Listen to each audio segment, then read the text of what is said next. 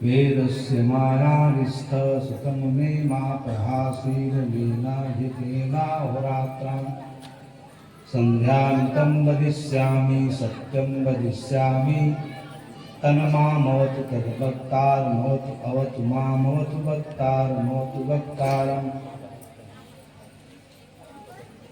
सत्संग के इस पावन मेला पर मंच पर अपनी उपस्थिति दर्ज करा रहे सभी विरध विवेक संपन्न संत गुरुजन, आदरणीय साध्वी बहनें, धर्म श्रवण करने की जिज्ञासा से पधारे सभी धर्मानुरागी बंधु, श्रद्धा मूर्ति देवी, ये सब के लिए अत्यंत सौभाग्य का क्षण है, दुर्लभ क्षण है कि हम लोग जीवन, धर्म और दर्शन के अनेक आयामों पर संत महात्माओं के श्री मुख से बड़ा ही पावन विचार श्रवण कर रहे हैं। कई ऐसे प्रश्न हैं जो अनुत्तरित हैं। आज उस पर बहुत चर्चा हो रही है। कुछ लोग कहते हैं धर्म क्या है, दर्शन क्या है। धर्म और दर्शन का आपस में बड़ा घनिष्ठ संबंध है। एक के बिना दूसरा अधूरा है। इसलिए जीवन जगत के रहस्य का उद्घाटन तब तक नहीं हो सकता, तब तक उसे हम ठीक से समझ नहीं सकते, जब तक धर्म को ठीक से नहीं समझा जाए, दर्शन को ठीक से नहीं समझा जाए। ये आध्यात्म के उन्नत के बहुत बड़े साधन हैं। इनके बिना अनेक जन्मों के जो कुसंस्कार हैं, जिनके कारण हम जड़ बुद्धि, जड़ बनकर के जड़वत जीवन जी रहे हैं, बंधुओं, इसी को समझने के लिए सत्संग का आयोजन किया जाता है। सत्संग मनुष्य जीवन का सबसे प्रिय विषय है। आज दुनिया में जो अराजकता और व्यवहारिकता एवं उथल पुथल दिखाई देती है, उसके मूल में है कि हमने ठीक से इसे समझा नहीं है। आज धर्म के बारे में दुनिया का कोई भी धर्म हो, वो अपने प्रकल्पों में कुछ श्रेणी की नैतिकता, नीति, न्याय, दया, क्षमा, अपरिग्रह आदि को स्थान देता है। उसके बिना धर्म का कोई मतलब नहीं है। वो एक सांप्रदायिक व्यवस्था बन के रह जाता है। इसीलिए इस विषय को बड़ी गंभीरता से, बड़ी स्पष्टता के साथ कबीर ने जनमानस के सामने रखा। जब तक हम धर्म को नहीं समझते, दर्शन को नहीं समझते, आध्यात्मिक उन्नति असंभव है। और इसीलिए तमाम प्रकार के जो भ्रम है, संशय है, जो हमारे सोचने समझने के ढंग को प्रदूषित कर दिए। बंधुओं, एक शायर ने लिखा है कि फूल को देखो तो हंसता है और महकता है, बुलबुल को देखो तो मस्ती में चहकता है, मगर इस इंसान को क्या हो गया है भगवान, जब देखो तब कूढ़ता और भागता है। हम जितना परेशान हैं, उद्विग्न हैं, चिंतित हैं, शायद संसार का कोई प्राणी चिंतित नहीं है। जो जीवन ज्ञान का अक्षय राशि पुंज है, उस जीवन, वह जीवन अगर कराहता हो, दुख से आवृत हो, तो ये जीवन की विषय है, चिंतन का विषय है। और इसी पर हमारे महापुरुषों ने अगाध चिंतन दिया है, इसे समझना चाहिए। कबीर साहब कहते हैं, हंसा संशय छोरी कोहिया, अगैया दिवे बछली कोहिया। कबीर साहब अपनी बात कहते हैं तो लोग आश्चर्य से उसे देखते हैं, परंतु इतना सत्य है, सागर्भित है। जब आदमी उसे समझ लेता है तो समाधि लाभ को उपलब्ध हो जाता है। समाधि में ही प्रज्ञा का दर्शन होता है। प्रज्ञा वह अवस्था है, अद्भुत अवस्था है। इसे आचार्य शंकर ने कहा विवेक चूड़ामणि में, यथा यथा प्रत्यवस्थितम मनः तथा तथा मुंचित बाह्य वासना निःशेष मोक्षे सतिवासना आत्मानुभूति प्रतिबंध शून्य। ये मनीषी इतनी ऊंचाई की बात करते हैं, यही अध्यात्म का रहस्य है।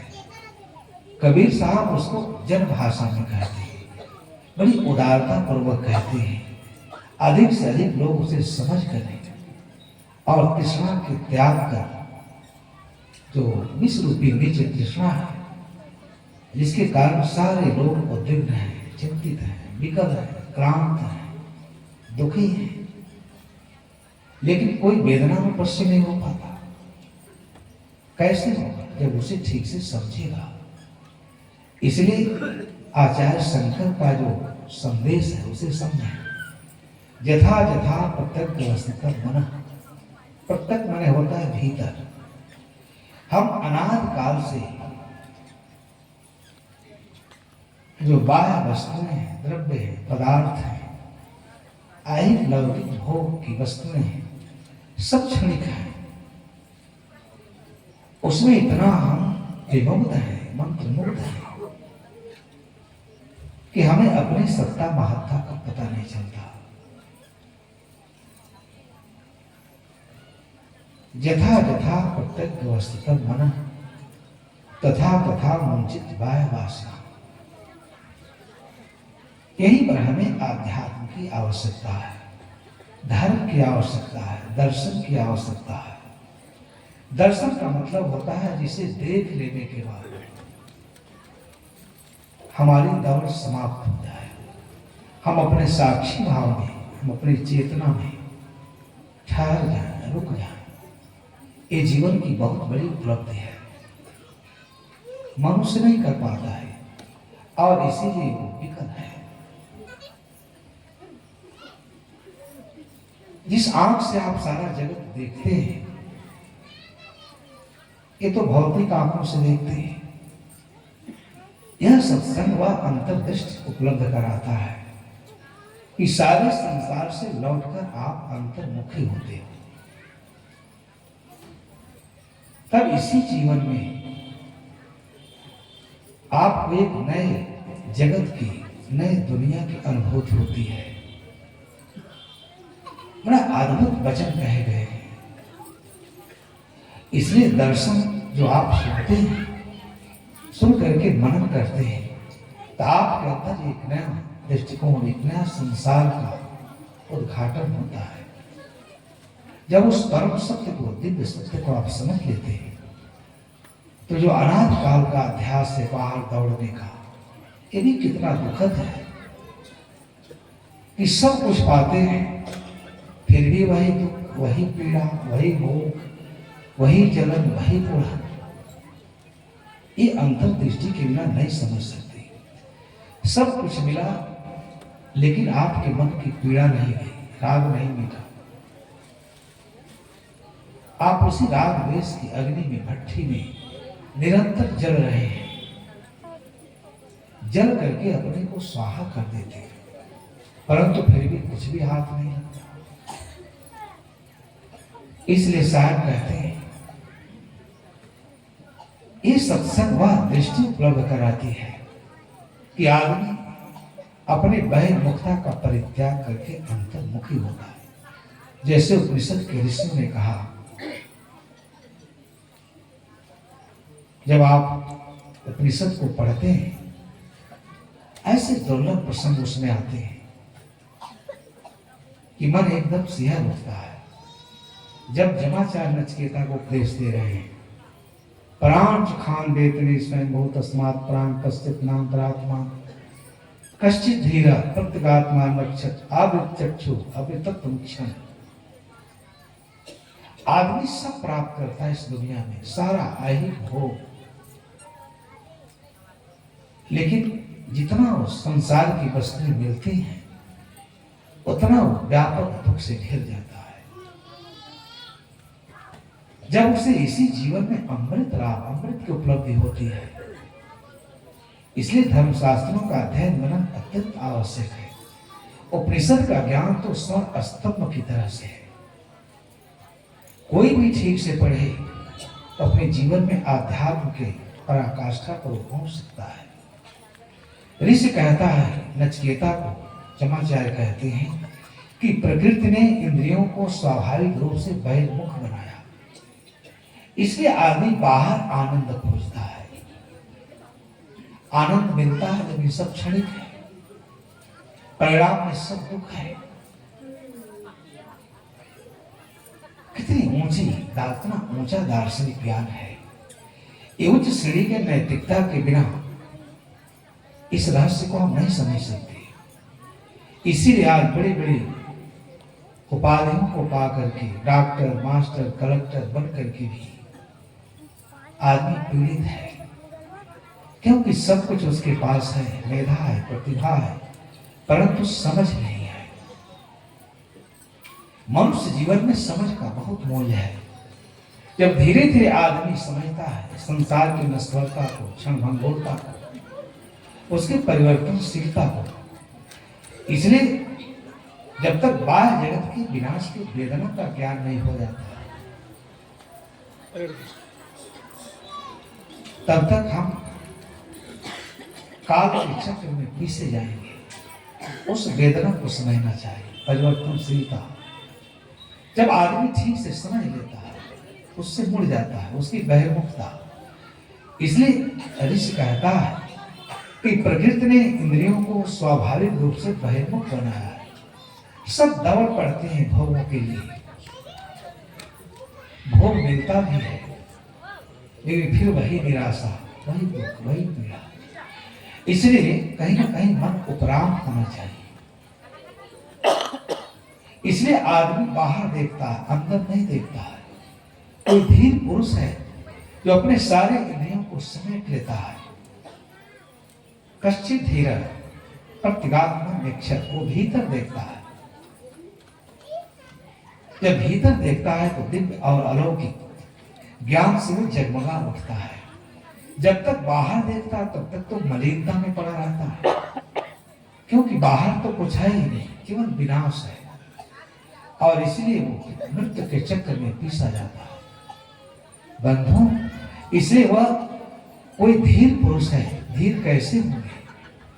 इसी सरणी में आकर के, इसी परंपरा में आकर के, जब मोह के प्रगाढ़ निद्रा से उठेंगे, अनादि काल के अभ्यास के कारण सोए हुए कैसे जगेंगे? जगना ही बड़ा मुश्किल है। एक बार मध्यम निकाय की मालूम स्वतंत्र में कथा आती है। तथागत बुद्ध का एक श्रावक था, मालूम स्वतंत्र, बहुत अच्छा साधक था। अंदर यात्रा शुरू की बिना ये बाहर के चकाचौंध से कुछ नहीं मिलने वाला है। उसने कहा संसार सब जगह है। तथागत से कहा कि एक चीज बताइए, लोक नित्य है कि अनित्य है? आत्मा मरने के बाद रहती है या नहीं रहती है? बड़ा अजीब व गरीब प्रश्न पूछा। लोक नित्य है कि अनित्य है? आत्मा शरीर के छोड़ने के बाद रहती है या नहीं रहती है? अगर आप इन प्रश्नों के उत्तर नहीं देंगे तो मैं आपके धर्म देशना का परित्याग कर दूंगा। तथागत हंस पड़े, ऐसी हमारी मूर्खता है। ऐसे प्रश्नों में उलझे हुए हैं, बेकार के प्रश्न। तथागत ने कहा, हे मानव सुतन, कब मैंने कहा था कि तुम्हें ऐसे प्रश्नों का उत्तर दूंगा ही? तुम्हारे प्रश्न तो वैसे ही बेकार हैं जैसे किसी व्यक्ति के हृदय में जहर बुझा बाण लगा हो, उसके इष्ट मित्र किसी सुजोग वैद्य को ढूंढ के लाया, लेकिन वो जिद करता कि मैं तब तक बाण नहीं निकलवाऊंगा जब तक ये न पता लग जाए कि बाण चलाने वाला कौन है, किस जात का है, किस गोत्र का है, लंबा है कि मोटा है, काला है कि गोरा है, उसका धनुष कैसा है, उसकी ताप कैसी है। इतना तर्क किया। बुद्ध ने कहा, तुम्हारा प्रश्न वैसे ही बेकार है। इसलिए हे मानव सुतन, चाहे लोक नित्य रहे, यह दृष्टि रहे, चाहे लोक अनित्य, तीनों कालों में दुख है, दौर्नस है, निकलता है, चिंता है। इन कारणों के उपशमन का मैं मार्ग बताता हूं। मनुष्य इसी प्रश्नों को ढूंढता रहता है, क्योंकि अंतर यात्रा नहीं शुरू करता है। जिस प्रश्नों के पूछने और उसके उत्तर मिलने से मनुष्य का कुछ बनता बिगड़ता नहीं, उन्हीं प्रश्नों में हम निरंतर खोए रहते हैं। इसलिए आध्यात्मिक उन्नति नहीं होता। इसलिए पुच्छपाद के कहने पर उन्होंने कहा कि इसको मैं अव्याकृत कहकर के पूछने की मनाही करती है। मनुष्य अपने वर्तमान को नहीं देखता, अपने दुख को नहीं देखता, अपनी पीड़ा को नहीं देखता, वो अतीत और भविष्य को लेकर के चिंतित है। इसी और अतीत और भविष्य, अतीत में कुछ ऐसी चीजें जिससे वर्तमान सुंदर हो सकता है, वर्तमान ऐसा है जिससे भविष्य उज्जवल हो सकता है, और इसी के लिए बंधुओं आध्यात्म की जरूरत है। कह ईश्वर है या नहीं, तो भी मनुष्य के अच्छे कर्मों का फल अच्छा है, बुरे कर्मों का फल बुरा है। बीच में ईश्वर को लाने की क्या आवश्यकता है? पहले स्वयं को तो देखो, ईश्वर है तो भी कर्म और प्रारब्ध साथ है। ईश्वर नहीं हो तो तुम्हारा अस्तित्व है, तुम्हारे अंदर जो चेतना है संस्कारों को लेकर यात्रा करती है, उसे समझो। हम लोग जीवन भर ईश्वर परमात्मा की खोज में लगे रहते हैं, परंतु जो सहज है, उपलब्ध है, उसे नहीं जानते। जो प्रश्न अर्थ युक्त है, न ब्रह्मचर्य के युक्त है, न विराग के, वैराग के, उन्हीं प्रश्नों में, यक्ष प्रश्नों में मनुष्य झूलता रहता है। इसलिए उपनिषदों को पढ़ना चाहिए। मालूम स्वतंत्र निरुत्तर हो गया। इतना बढ़िया जवाब दिया तथागत ने। चाहे लोक नित्य है तो भी, अनित्य है तो भी, ईश्वर है तो भी, ईश्वर नहीं है तो भी, मनुष्य के जीवन में दुख है, द्वंद्व है, अशांति है। उस अशांति से आप कैसे मुक्त होंगे? कोई ईश्वर आकर मुक्त नहीं कर सकता। आपको स्वयं उसके लिए प्रयत्नशील होना पड़ेगा, उनके कारणों की खोज करनी पड़ेगी। आप अपने कर्मों से, अपने संस्कारों से, प्रदूषित कर्मों से दुखी हैं। इसलिए आध्यात्म शास्त्र वहां आपके दृष्टि को खींच करके ले जाता है। बंधु, प्राण खान दे स्वयं भूत तस्मात् प्राण पश्चात् नान्तरात्मा कश्चित् धीर प्रत्यगात्मा लक्षित। कोई धीर पुरुष है जो अंतर यात्रा करने के लिए तत्पर है, सारे इंद्रियों को समेट लेता है, अमृत तत्व की इच्छा रखता है, वही दुख समाप्त हो जाता है। इसी बात को आचार्य शंकर कहते हैं कि यथा यथा प्रत्यग स्थित मन, जैसे जैसे ज्ञान के प्रकाश में, ज्ञान से हम लिप्त होते हैं, कर्म और संस्कारों की मूर्छा से जगते हैं, तंद्रा से जगते हैं। ये बाहर दौड़ने वाला, बाहर जो याचक बन करके मन घूम रहा है, दौड़ रहा है, सब कुछ मिलता है, लेकिन मिलने के बाद कहीं शांति नहीं। इसलिए अपने अचेतन की तरफ लौटने की आवश्यकता है। सत्संग वह अवसर उपलब्ध कराता है। जैसे जैसे आदमी जब बाहर के नश्वरता, क्षणभंगुरता, परिवर्तनशीलता का ज्ञान होता है, भीतर लौटता है, अंतर यात्रा शुरू करता है। तथा तथा प्रत्येक अवस्थित मना यथा यथा प्रत्येक वस्तुमन तथा तथा मंचित बाह्य वासना। साधक के लिए इतनी उपयोगी ये बात है कि इतने ही में वो अपने को बिल्कुल संतुष्ट कर लेगा, अगर ठीक से इस धारणा को अपने अंदर धारण करे। यही परम धर्म है। इसलिए आचार्य शंकर बहुत सुंदर उपाख्यान देते हैं, तथा तथा मंचित बाह्य वासना। जैसे जैसे नश्वरता, क्षणभंगुरता, परिवर्तनशीलता का ज्ञान होता है, वैसे वैसे बाह्य वासनाओं का अभाव होने लगता है। आज स्वर्ग के लिए कितना चिंतित है आदमी, कितना पीड़ित है। कहाँ स्वर्ग है, मिलेगा? इन्हीं सारे वासनाओं का भाव, जो लोक वासना है, लोक स्ना, वित्त स्ना, पुत्र स्ना, ये सभी स्नाओं में लोक स्ना सबसे प्रबल है। प्रबलतम रूप में हमारे ऊपर प्रहार कर रहा, हमला कर रहा। और उसका हम प्रतिकार करने की स्थिति में नहीं है, क्योंकि ज्ञान शून्य है, विवेक शून्य है। मैंने सुबह भी कहा था कि विवेक के बीज है और उसी का इस जीवन में मूल्य है। अगर विवेक नहीं जगा तो आए तो सो गए, अनाथ काल तक सोना होगा। इसलिए महापुरुषों के विचारों को धैर्य से सुनना चाहिए। बंधुओं, तथा तथा सब बाह्य वासनाओं का अभाव हो जाता है। निशेष मोक्षे सति वासना नाम, सारे वासनाओं का अभाव हो गया, सारे इच्छा तृष्णा सब मिट गई। यही साधना है, यही भजन है। हम माला तो फेर लेते हैं, लेकिन अपने मन को, अपने मन के अधोगति को नहीं, अपने मन का दृष्टा नहीं कर पाते। और आध्यात्म में आकर सत्संग सुन करके भी अगर अपने मन का दृष्टा न बने, इससे दुखद कोई भी पक्ष नहीं है, अत्यंत दुखद स्थिति है। इसलिए जब सारे वासनाओं का अभाव होता है, नहीं शेष मोक्ष है, तब बचता क्या है? नहीं शेष असंग अवस्था, वही अमृत है। अमृत धाम में पहुंचना है, वही निर्वाण है, मोक्ष है, कैवल्य है। अद्वैत मार्ग का विशुद्ध विवेचन किया गया है, उसे हमें समझना चाहिए। हम इसे नहीं समझ पाते। एक घटना मुझे याद आई। एक बार हम लोग अयोध्या में किसी गांव में सत्संग के लिए गए थे। आज का पढ़ा लिखा समाज कितना दिग्भ्रमित है, कितना कुंठित है, कितना हताशा और निराशा के गर्त में है। सब कुछ उसके पास है, केवल अध्यात्म विद्या से हीन है।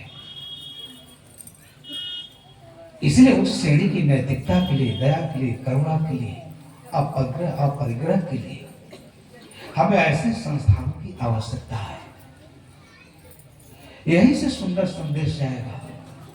वहां एक बहुत बढ़िया संस्मरण सुनाया मास्टर साहब ने। उनके पढ़ाए लड़के एक जगह एसडीएम थे आपके एमपी में। वो रिटायरमेंट के बाद साथ भेजकर रहते, जगह जगह प्रवचन करते थे। बहुत पढ़े लिखे विद्वान थे। मध्य प्रदेश सरकार का प्रतिनिधित्व करने जाते थे विदेशों में। हिंदी के बड़े अच्छे विद्वान थे। तो कहे जब मैं वहां गया, उस हमारे समाज के लोगों ने सत्संग का आयोजन किया।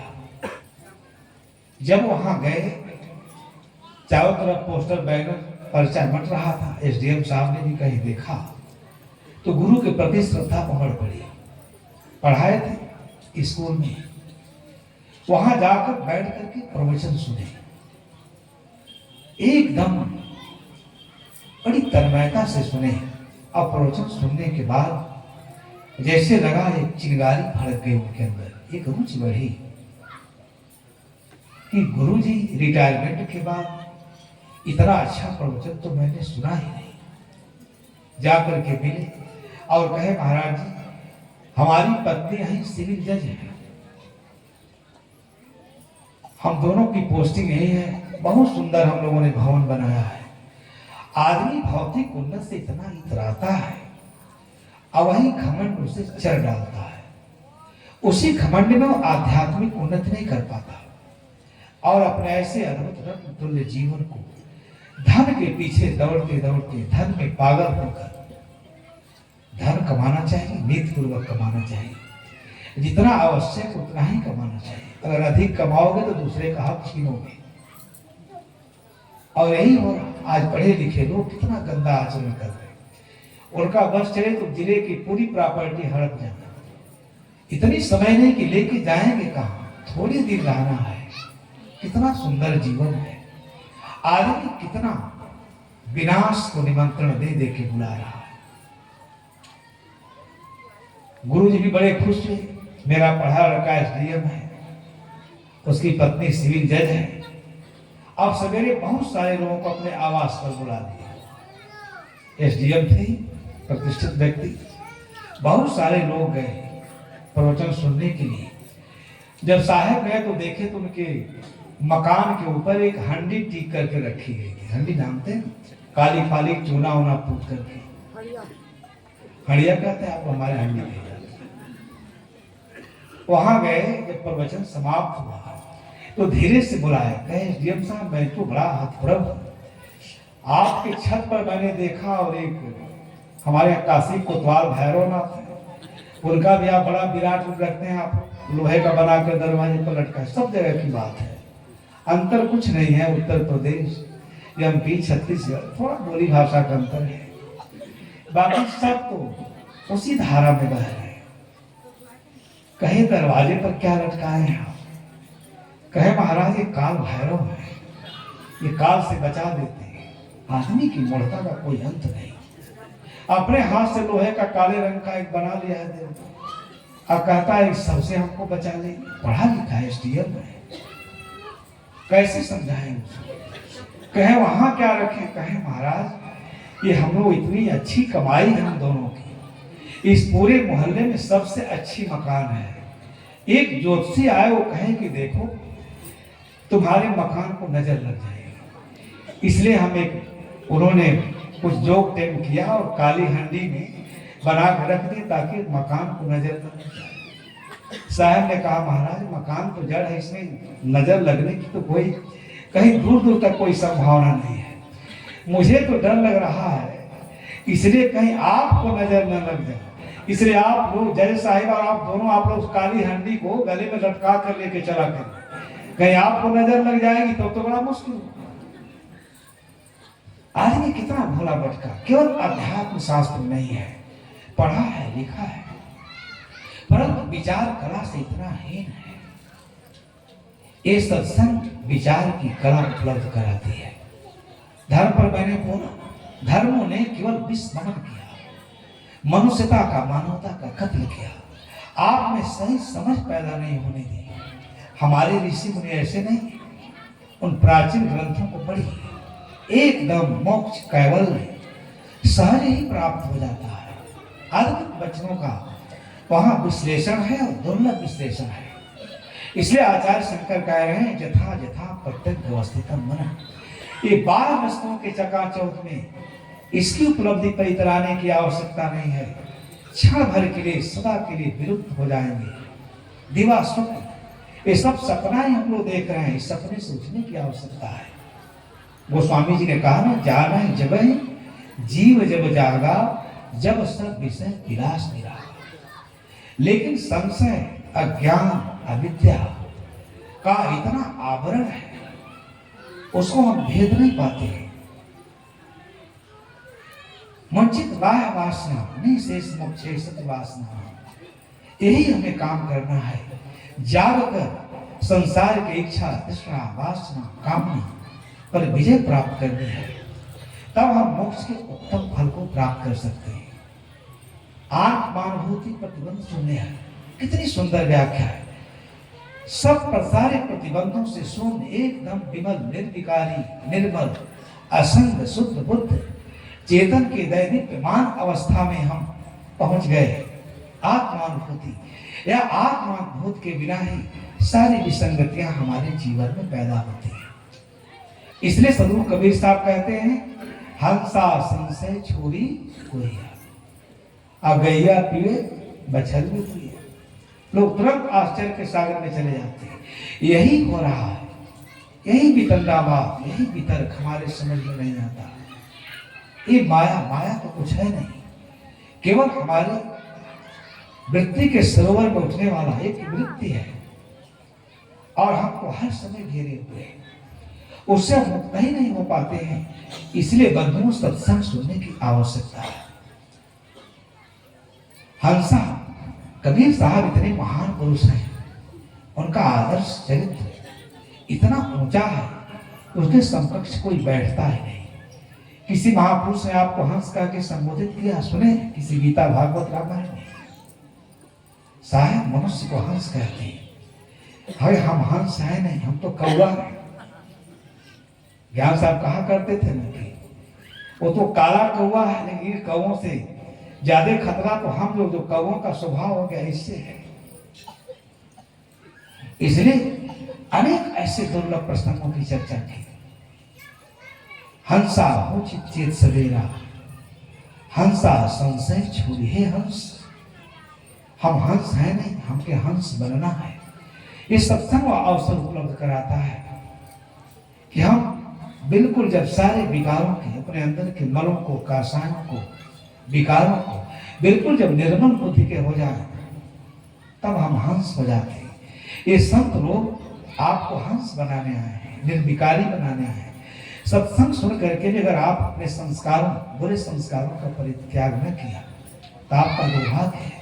शायद इतना निर्मल वाणी में कह रहे हैं, कितना विनम्र निवेदन है निखिल मानवता से। हंसा संशय छुरी। संशय क्या है? ये बात बड़ा आश्चर्य में डालने वाली है। पहला संशय तो हमको ये ग्रस लिया है कि मैं क्या हूं? मैं देह हूं कि देह से पृथक हूं? मैं अपने आप में तृप्त हूं? क्या मैं तृप्त होने का साधन कहीं और है? हम अपने में ही पूर्ण हूं कि अपूर्ण हूं? चेतन हूं कि जड़ हूं? ये तमाम तरह के संशय में आदमी जी रहा है। मरने के बाद हम कहां जाएंगे? मरने के बाद क्या होगा? ये असाध्य रोग से सारा संसार थर थर थर थर कांप रहा है। मृत्यु का भय। अरे मृत्यु का स्वागत करो। मृत्यु जिस पर आपको अहंकार है वही तो सत्य है। मृत्यु सब छीन लेगी एक दिन। ये संशय है, इसको कहते हैं आध्यात्मिक संशय, आदि दैविक संशय है। आपको इस जगत को किसने बनाया, कहाँ रहता है, कैसे मिलेगा, कैसे उसे खोजूं? सब लोग उसी के खोजे पड़े हुए हैं, सब परेशान है, सारा जगत परेशान है। जगत है तो जगत का नियामक है, नियंता है। ये देवी देवता भूत प्रेत ये सब हमारे मन की अवधारणा है। ये आदि दैविक, आदि भौतिक है। हमको अपने बेटे पर भरोसा नहीं है, अपने लोगों पर भरोसा नहीं। बुढ़ापे की चिंता सता रही है, व्यापार नष्ट न हो जाए। ये तीन प्रकार के शंकाओं में सारे लोग पीड़ित हैं, प्रेरित हैं। शायद कहते हैं हंसा संशय। ये तीनों संशय को मनुष्य जीवन में मिटा दो। ये कैसे मिटेगा? ज्ञान से मिटेगा। अद्भुत विषय का प्रतिपादन है। तथागत बुद्ध जब प्रतीत समुत्पाद का वर्णन कर रहे थे,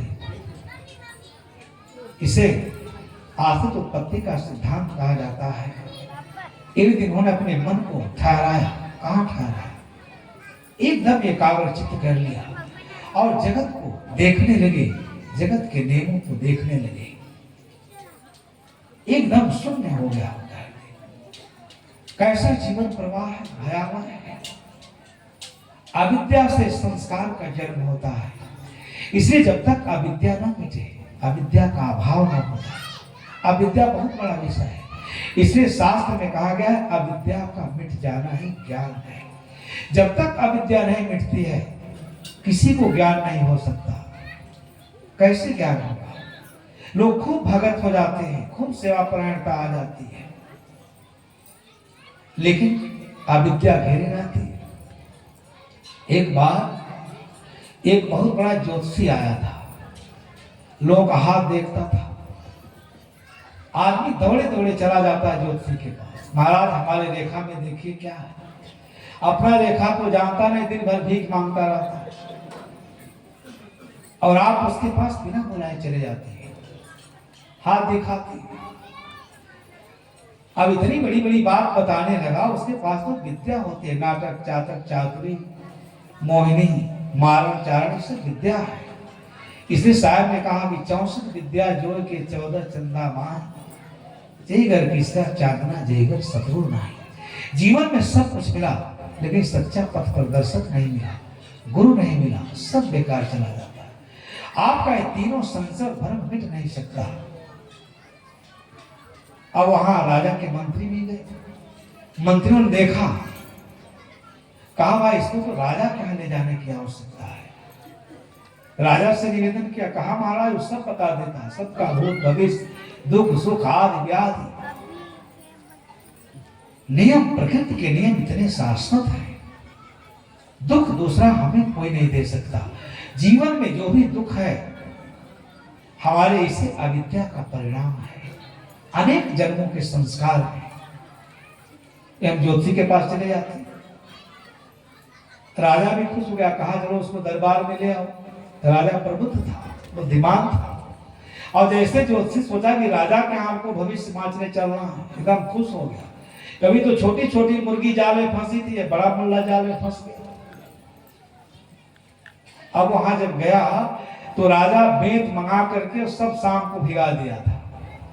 अब सवेरे पहुंचा ज्योतिषी रथ पर बैठ करके, राजा ने भेजा था, बड़ा प्रफुल्लित प्रसन्नचित्त आनंदित होकर के। और जैसे वहां गया, राजा ने कहा सिपाही जल्दी इसको उस पेड़ में बांधो। और बेत पेड़ में बांध करके इतना बेतों का प्रहार किया, पूरा उसका पीठ लाल हो गया। वो तो बेचारा समझ नहीं पाया, कहा कहां से कहां जाल में फंस गए, हम आए थे फंसाने, हम खुद फंस गए। उसकी बुद्धि काम ही नहीं कर रही थी, करें तो क्या करें। राजा जब पूरा उसको बेसुध कर दिया मार के, तो कुर्सी लगा उसके पास बैठा, कहा एक चीज बताओ कि तुम्हारी विशेषता क्या है, तुम जानते क्या हो। कहा महाराज मारने से पहले अगर पूछ लिए होते तो मैं सब बता दिया होता। अब तो उसका कोई औचित्य नहीं रहा पूछने का। आपने हमारे अंदर जो गुण है, जो विद्या है, उसका सदुपयोग ही नहीं किया, हमको तो आपने घायल कर दिया। कहा से प्रश्न पहले पूछ लिए। अरे मैं ज्योतिषी हूं, मैं सबका भविष्य बता देता हूं, सबका भाग्य रेखा बता देता हूं, सबके बारे में भविष्य की बात बता देता हूं। राजा ने कहा मूर्ख, जब सबका बता देता तुमको नहीं पता था कि राजा के यहाँ जाएंगे इतनी बेंत की मार पड़ेगी, तुमको इतना नहीं पता था, आखिर क्या भविष्य बताते।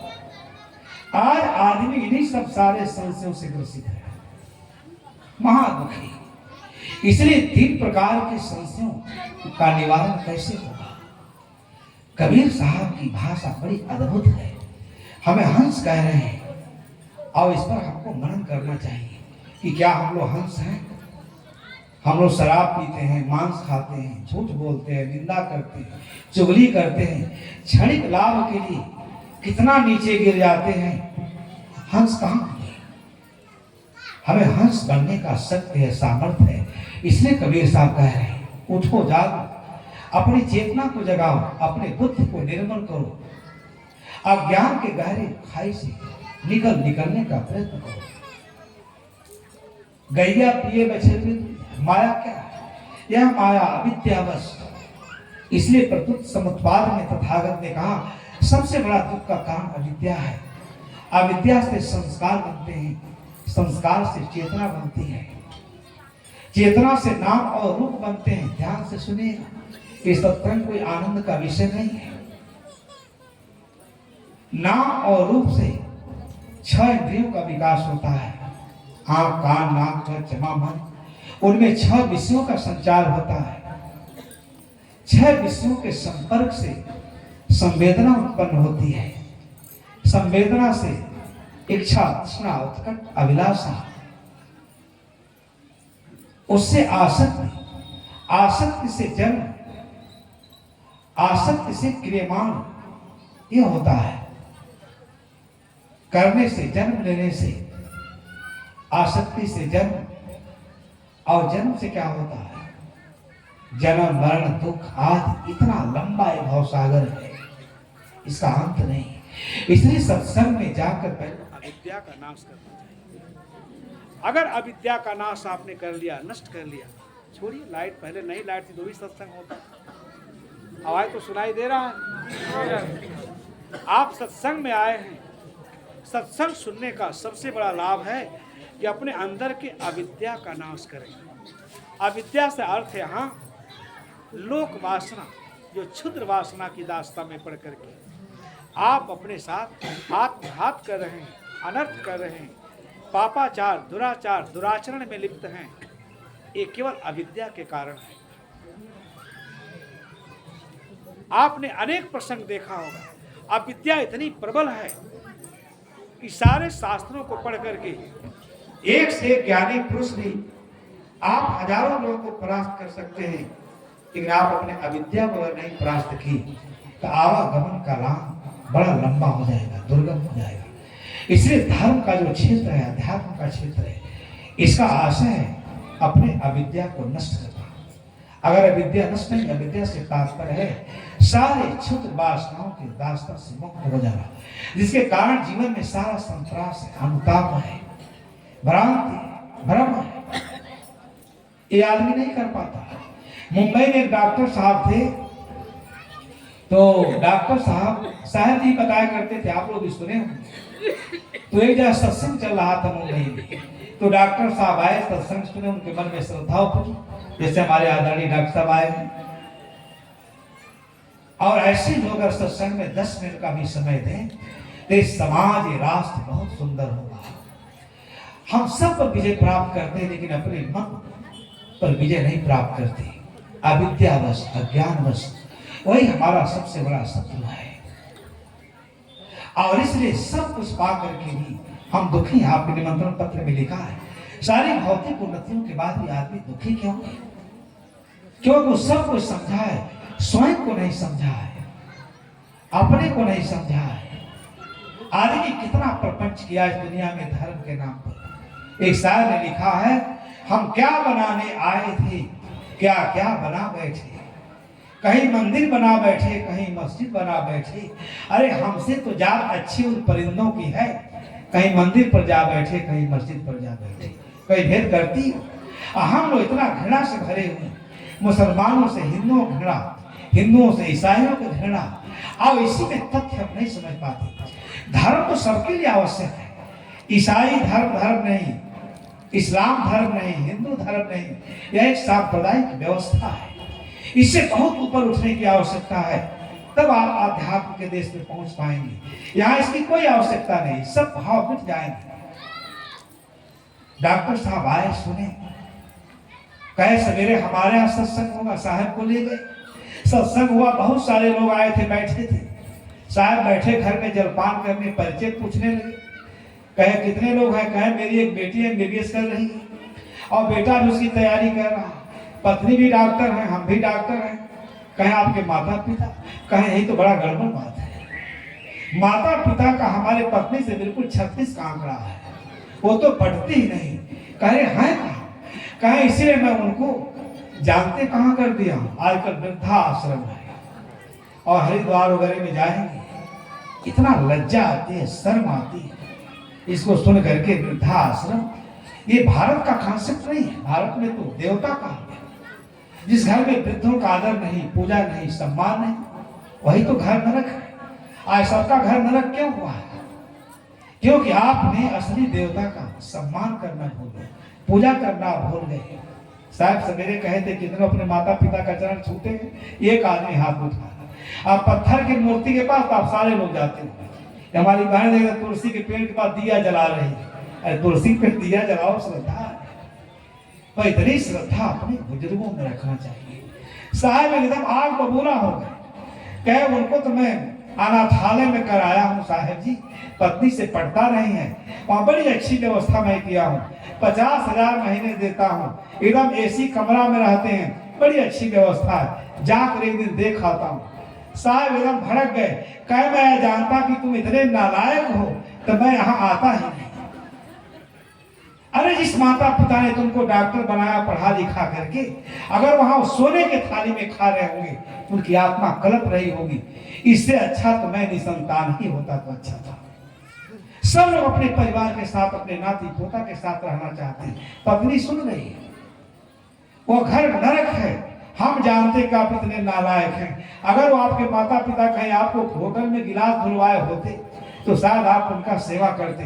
आपको डॉक्टर बना करके बहुत बड़ी भूल की। हमको तो यहाँ पानी नहीं पीना चाहिए, ऐसा कुसंस्कार। यहाँ धर्म की चर्चा असंभव। डॉक्टर साहब और डॉक्टराइन तो इतना आघात लगा, तुरंत कार निकाले और गए अपने माता पिता को अनाथालय से घर में लेकर चले आए। आरती की पूजा, एक दिन में उनकी सारी बुद्धि बदल गई। ये सब अविद्यावश अज्ञानवश होता है। घड़ी भी पहुंच रही है, कहती है कि विराम दे दी। इसलिए मैं कहता हूं शायद इसी विषय का माया अविद्या है। माया कहीं कुछ नहीं, हमारा अज्ञान है, हमारा मोह है, हमारी मूर्ता है।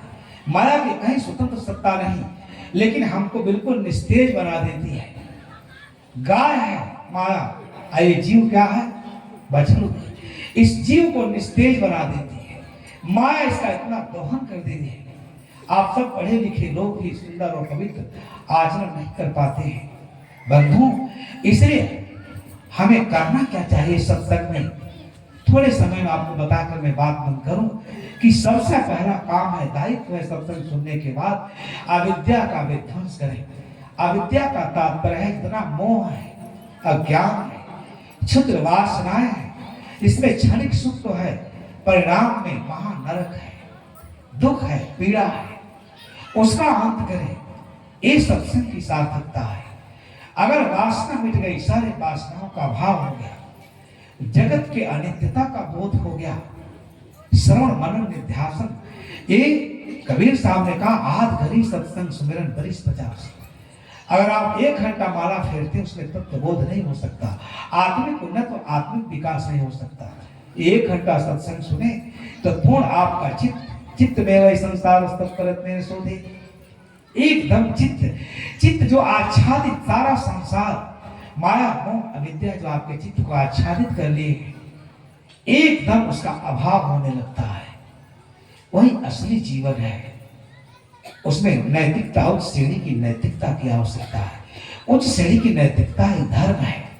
जब वासनाओं का अभाव हुआ तो संस्कार अपने आप हमारे अच्छे संस्कार होने लगते हैं। हम पूर्ण लाभ के लिए तुरंत तत्पर हो जाते हैं। और संस्कार अच्छे हुए, हमारी प्रसुप्त चेतना भी जाग जाती है। जब चेतना जाग जाती है तो नाम रूप ये सब क्या है जिसमें हम व्यामोहित हैं। नाम भी झूठा, रूप भी झूठा। ये शरीर कितने दिन साथ रहने वाले, इसका चकाचौंध कितने दिन साथ रहने वाला है। मछली मुख जसके जुआ मुस्मन वह गिरदान, सरपन माह गए जुआ ऐसी दे। अब समय नहीं है, इसलिए आपसे निवेदन है, विनम्र निवेदन है, यही काम आप लोग करें। चेतना, नाम रूप सब समझ में आने लगता है और आदमी स्वतः एकदम स्थिर होने लगता है कि मेरी आत्मा के सिवा यहाँ कुछ भी नहीं है। इसमें तो संसार के सब वस्तुओं में अहंकार के सिवा कुछ है ही नहीं, और अहंकार ही हमारी विनाश का जड़ है। लोग पद वाके अहंकारी बनते हैं, विद्या के मद में भी अहंकारी बनते हैं। और कॉलेज में क्या लिखा है? सत्यम धर्मम च, 2 शब्द है। आज 2 शब्द को हम धारण कर लें तो पृथ्वी स्वर्ग हो जाएगी। स्वर्ग के लिए हम लोगों को विलखना नहीं पड़ेगा। नाम रूप झूठा तो आपका 6 इंद्रियों में कोई उद्वेग संवेग नहीं होगा। 6 जो विषय हैं, देखने सुनने जानने की जो ललक है, जिसके भूख से हम पीड़ित हैं और यही हमारे जीवन में नरक निर्मित किया है, उससे ऊपर उठ जाएंगे। चित्त एकदम सुंदर हो जाएगा, पवित्र हो जाएगा। फिर इन विषयों के भाव में क्या होगा? संपर्क समाप्त। किससे संपर्क करेंगे? जब तक विषय विकारों की लहर तब तक उठती है, उसमें संपर्क के लिए आप लालायित रहते हैं, जब तक उसका अज्ञान, उसके क्षणभंगुरता का ज्ञान है। बंधु, यही मुक्ति का मार्ग है, यही विपुल सुख का साधन है, यही परम साध्य विषय है। इसी का अनुसरण करके आदमी अपने जीवन में आध्यात्मिक, भौतिक सब प्रकार को उन्नत कर सकता है और अपने जीवन को कृतार्थ कर सकता है। संवेदना समाप्त हुई, तृष्णा बनेगी ही नहीं। आप ये भी समझें, तृष्णा एक सबसे बड़ी विष का कारण है। तृष्णा होती किसकी है? तृष्णा केवल भौतिक वस्तुओं की होती है। ठीक से सोचिएगा, और भौतिक वस्तुओं के नश्वरता का ज्ञान हो जाए, तृष्णा अपने आप समा उसका क्षय हो जाता है। तृष्णा का क्षय ही संसार में सारे दुखों का अंत समझना चाहिए। और तृष्णा का क्षय न हुआ तब मैं कभी कभी कहता हूँ कि एक घर में बड़े धर्मपरायण लोग थे, तो भक्त थे, पति पत्नी बड़े धर्मपरायण थे और इतना साधु सेवा में निपुण थे। सेवा परायणता उनके जीवन का अभिन्न हिस्सा था। एक दिन खेत में काम वाम करके आए, बड़े थके मादे थे। रात हो गई, 7 बजे की तरह से सब्जी रोटी पत्नी बनाई और तब तक एक मेहमान आकर उनका दरवाजा खटखटा दिया। अब 2 ही लोग का बनाए थे, अब क्या करें? वो भोजन खिला दी, फिर पत्नी बनाई, फिर खा के सोने चले गए। फिर 2 मेहमान आ गए, दरवाजा खटखटा। पत्नी कहीं लगता कि आज सब मरे हुए लोग हमारे ही घर आ रहे, आज जान बचेगा नहीं, तो थके मादे। धर्म का मतलब समझिए। और फिर अब उनको बना के खिलाई, फिर अपने बना खा के सोए। तब तक 10 से 11 बज गया, 12 बज गया।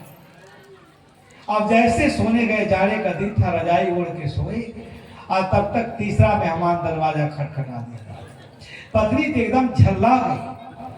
पति कहती, जाओ अपना धर्म और लिए रहो, जाओ तुम ही बनाओ खिलाओ, अब तो मैं उठ नहीं सकती।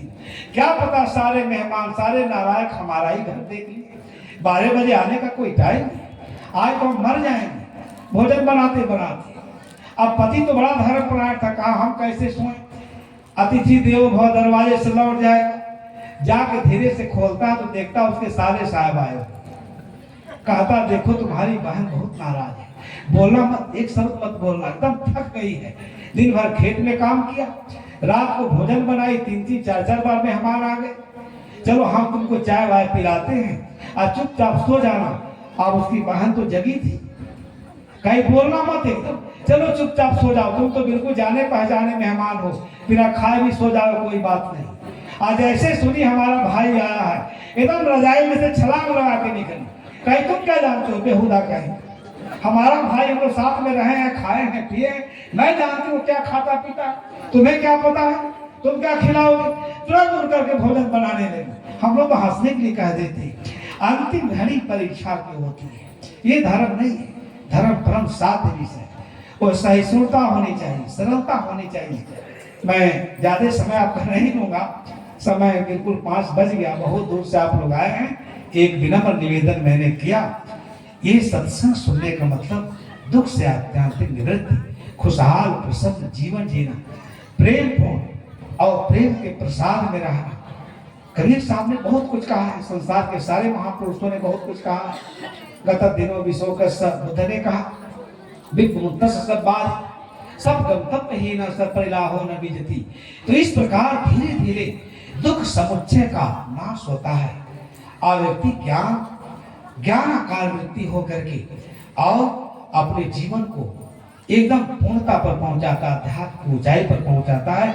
यही इस जीवन का लक्ष्य है। इसलिए हंसा संशय, तीनों प्रकार का जो आध्यात्मिक संशय, आध्यात्मिक संशय, आध्यात्मिक संशय, सबको समाप्त करके और आप लोग आध्यात्म के पथ पर आरूढ़ होकर के बिल्कुल निर्मल हो जाएं, विमल हो जाएं और इसी जीवन में आध्यात्मिक सुख और निर्भयता का अनुभव करें। यही सत्संग सुनने की, धर्म श्रवण करने की सार्थकता है। आप सभी श्रोता बंधुओं को बहुत बहुत धन्यवाद देते हुए और अपने संत गुरुजनों को सादर साहेब बंदी करते हुए यहीं पर अपने विचारों को विराम देता हूं। प्रेम से बोलिए सज्जनों, देखो विधि दिवस का अंतिम आशीर्वाद पंडित के श्रीयोजनों से श्रवण कर रहे थे। आप सभी लोग अभी आरती होगी, अपने अपने स्थान में खड़े हो जाएंगे।